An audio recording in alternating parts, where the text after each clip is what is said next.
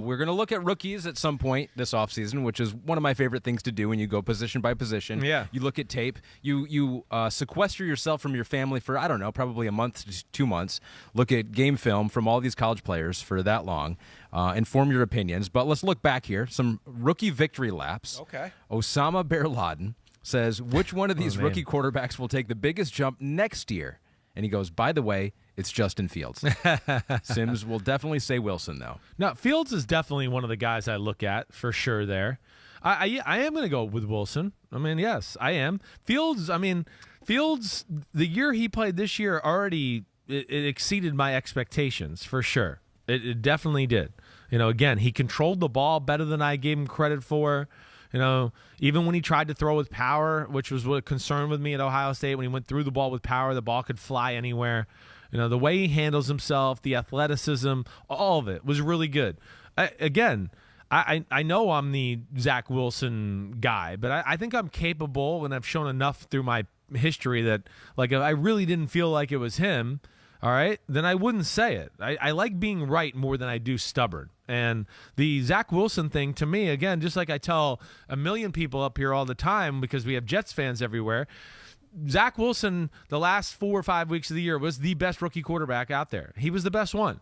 He made more legit, in-the-pocket, big-time throws than any of the other guys. He made a lot of outside-the-pocket, off-schedule type plays there. And I just look at that. After he came back from the injury, them getting their offensive line in the right place. You saw him have games with receivers hurt. He still played well. I mean, they went toe-to-toe with the Bucs, and he played awesome in that football game. I mean, he had a lot of great wow moments in the end of the year. I'm expecting that to continue. I am. Again, now after that, the guy that I think can make the next big – Trevor Lawrence can make a big jump because it was not a good year. It wasn't. I know we talked about it through a few times towards the last 5 or 6 weeks of the year. You liked his best plays. I liked his best plays, but there was too many games of you went, whoa, like that was way too many missed throws or way too many turnovers. And then I couple that with like what I told you, I think it might have been Paul, where, hey, I got somebody I talked to or multiple people I talked to on every team in the NFL. And the one thing I always kept hearing down the stretch, what I told you about Trevor Lawrence, I think I told you, was this, even in pregame warmups, everybody was like, wow, it just doesn't come out of his hands the same way as Zach Wilson or as consistently smooth as Mac Jones. I literally had teams tell me, use the word embarrassing for Trevor Lawrence in some pregame warmups towards the end of the year. Doesn't mean anything, but so he has a chance to make a big jump, and you see what he's capable of with what he did in Week 18 against the Colts, where he made some eye-popping throws. Well, and if Kellen Mond plays like 5 snaps, that'll be a big jump. It's a big jump. He wins. Jury's still out on him. Jury's still out. It definitely is. I don't think the old coach liked him too much. It doesn't sound like it. Seemed like he just had something against him. There's definitely something there, no room doubt. to grow. Tomas S. Pena, a regular writer-inner. Regular. To the Simms Unbuttoned podcast. Christopher, as a future GM, what were your favorite rookie victory laps this season? He goes, some I recall, Mac Jones, Tyson Campbell, Elijah Molden, Paulson Adebo, Christian Barmore, JOK. They are for real. Yeah, those were good ones for sure. Are you seeing your list here? My man Jalen Phillips down. Yep, I got it. I got it here. I'm all good. Thanks. Jalen Phillips in Miami was phenomenal. Yep, that was against the grain. Right, because most people. People liked him. He had but injury history and like concussion history and some things that were suspect about him that way. Mm-hmm. I love the Tyson Campbell one. Yes, hey, he was phenomenal, no doubt about it.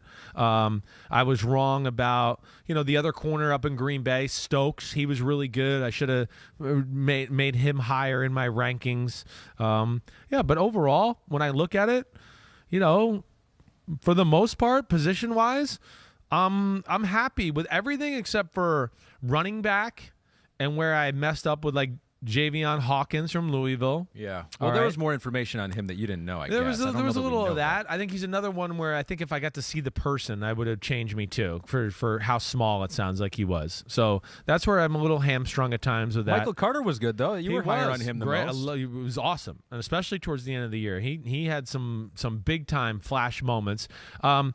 Jalen Waddle would be one I'd look at to go, damn, I should have had him higher, right? He proved to me that he was really Jamar Chase, then Jalen Waddle, then Devontae Smith was the way that receiving class paired out this year as far as on the field.